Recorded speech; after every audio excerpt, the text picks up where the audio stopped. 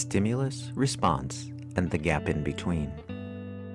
It was Viktor Frankl who said, between stimulus and response, there is a space. And in that space is our power to choose our own response. In our response lies our growth and our freedom. Life happens.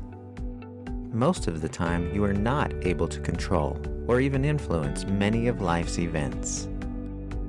Events over which you have very little, if any, control include things like the weather, the stock market, natural disasters like earthquakes or tornadoes, the information found on television, the internet, radio, or the thoughts, feelings, and actions of other people. Many times, you see these things happen, and without thinking, you turn on your stress response as you react to these events. In psychology, this theory is commonly known as stimulus response, or SR. It is as if something pushed your buttons, then seemingly outside of your control, without thinking, you react. We call this reaction conditioning. Conditioning occurs as we experience events throughout our lives. We've acquired and maintained certain attitudes, beliefs, or emotions toward people or things. Essentially, we're learning as we go. Some of the things we learn, we hold on to tightly, whether we realize it or not. For example, a person is abused as a young child, and now, as an adult, she's afraid of men. Consciously, she knows that most men are decent and good, but the subconscious program that's running in her subconscious mind says differently, based on the conditioning that took place when she was young. Such is the case for many of our unpleasant emotions. We get told that we're dumb, that we're not good looking, that we're different, the stimulus, and immediately we retreat, we resist, we recoil, we react, the response. And we do these things without giving a second thought to the reason why. This is so common, in fact, that few really stop to question conditioned attitudes, beliefs, or emotions. In fact, we're surprised when we see someone who doesn't retaliate with anger when something mean is done. We're surprised when someone isn't offended when a name is called. We can't believe it when someone isn't upset when his or her flight is canceled. Many people have the mistaken belief that we can't even do anything about our reactions, that we're hardwired to this SR model, that we're genetically programmed to be angry, for example. They believe that stressful things happen to us and we can't help but respond in stressful ways. No doubt you recall in your high school or college psychology course a discussion about Ivan Pavlov and his famous experiment with the dog. Ivan would introduce food, the stimulus, and immediately the dog would salivate, the response. This is an instinctive, natural response to the food, an environmental condition. Ivan then introduced a sound, a new stimulus, combined simultaneously with the introduction of the food. The dog still responded with salivation. Finally, he introduced the sound, but without the food. He found that the dog had conditioned itself to salivate to the sound because it unconsciously connected it with the food. Even when the food was not present, the dog still salivated to the sound. Since then, psychologists have done many experiments, both with animals as well as with humans, to study this phenomenon. Their conclusion? Your conditioning determines your behaviors. In other words, your conditioning runs your show.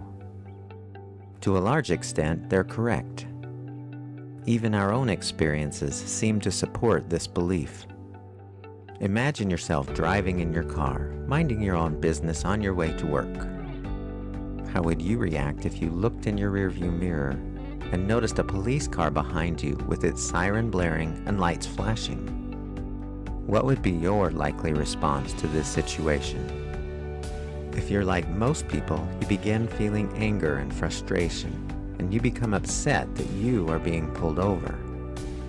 We have many patterns of behavior, called conditioned responses, that run on autopilot and don't serve us very well. When someone yells obscenities at us, we immediately get defensive, angry, and offended. When driving behind a slow driver, or when someone quickly cuts in front of us, we tend to get irritated or upset. During a class or meeting, we tend to get impatient or bored when the speaker goes overtime. The feelings we create based on our reactions to these events are conditioned or learned. They are not inherited tendencies. We don't inherit angry, bored, or easily offended genes. You are not offended because of something another person says or does. That person does not have that power.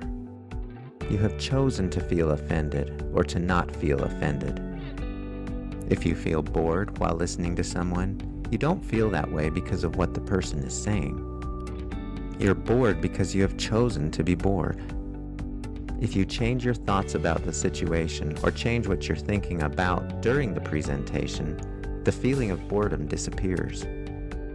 We are not programmed at birth to respond with an automatic emotion when something happens in our environment.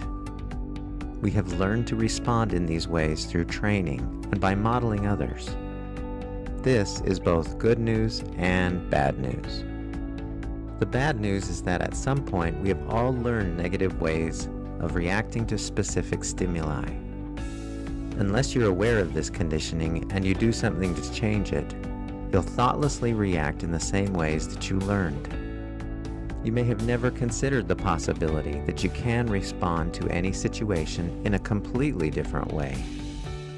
Most of the time, people respond to situations automatically without considering the possibility that they can actually react to it differently.